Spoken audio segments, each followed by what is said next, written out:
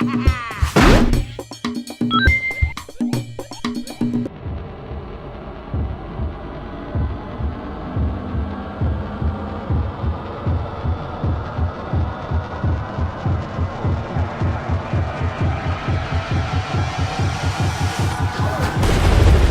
stopped by Avalanche Studios to have a look at the latest game from the developers of Just Cause, Renegade Ops, a downloadable title for PSN and Xbox Live Arcade, and we got two of the guys responsible for the game. Can you tell us a little bit about how this project came to be?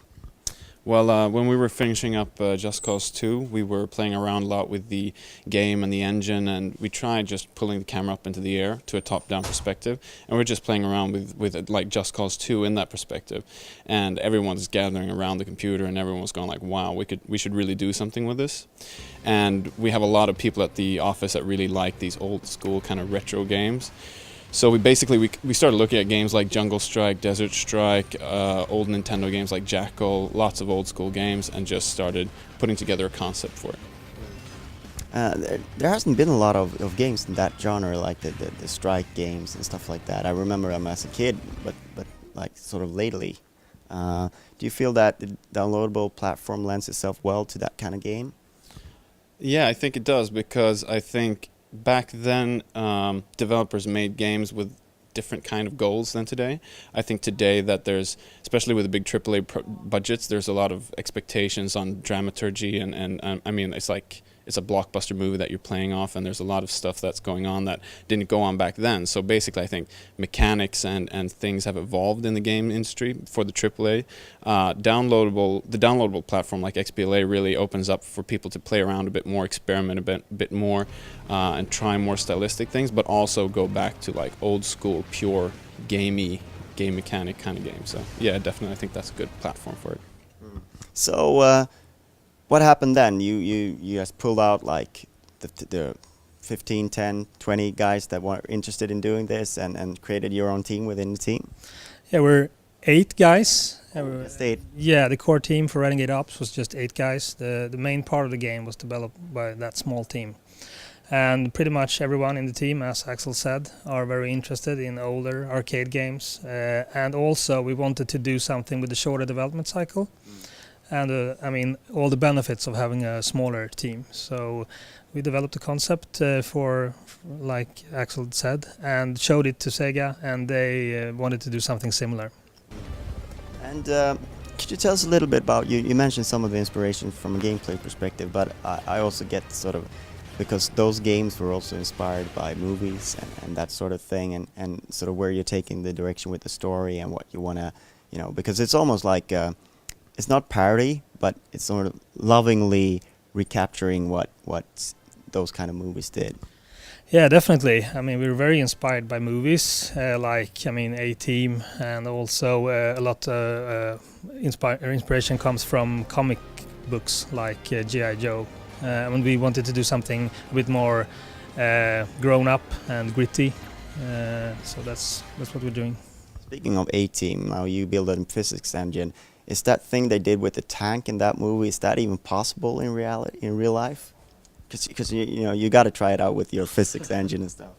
I think it's possible, but I think you'd probably die. But I think something with how the tank's momentum shooting to break the downforce. Yeah, sure, probably. But I think it'd be like a mushed bug in there in the end. But Gravity kills you anyway. Probably, yeah. Okay, so we've talked about your inspirations, all that sort of stuff. At the core of the game, as I perceive it, is the cooperative mode. And can you tell us a little bit how that changes the experience and what people can expect from the co-op? Well, the thing that happens when you go into cooperative mode is that it's a very score-centric game when you're playing single player as well, and you're always trying to beat your high score. We have lots of these kind of like score logs coming on the screen, informing you of how close you are to your friend's scores, and if you beat a friend's score, you'll instantly get alerted by that. So what happens when you go into cooperative mode and you got more players is that it actually gets pretty competitive, because you really want to get the high score, because high score also gives you upgrade points, which you use to improve your vehicle and improve your abilities and make you even better. So and it's kind of like a leveling system, so we have this like persistent leveling system in there as well.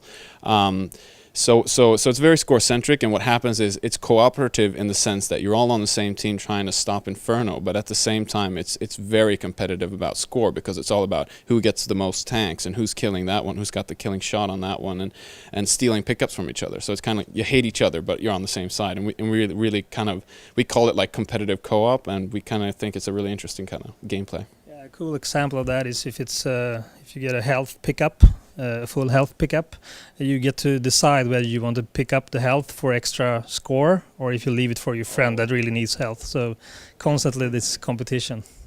That's gonna cause a lot of grief, I think. Drama, yes, we want the drama.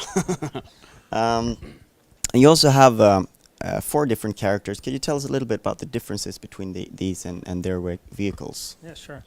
I mean, there are 4 characters, and all characters have a different vehicle that controls differently, and all characters also has a different unique special ability that can be used as a weapon. And as Axel said, each character can be developed and upgraded persistently between levels, so you can play one character and upgrade him, and then choose another character. If you think another character is better for a certain level, you can just switch character halfway through. And you can also develop characters, I mean, in multiplayer, and then play that character in single player and vice versa. So it's a persistent profile across the game, and you're not locked into playing like 4 different characters when you're in co-op. You can any combination goes. Yeah, everyone can be the same character if they want to. Yeah. Now that's good, because if you level them up, you don't want to have to switch. Yeah. All right, so where we're looking at in terms of release, and where you at with the game? Well, we're looking at late summer, early fall release right now for XBLA, PSN, and Steam.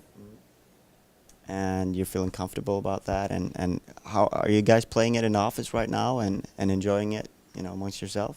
Yeah, definitely. I mean, seeing people play the multiplayer game is really fun for us as developers, because it's clear people make friends and have a really good time playing the multiplayer game. So we already see it works very well. All right, thank you very much for your time. Thank you. Thanks. Thanks.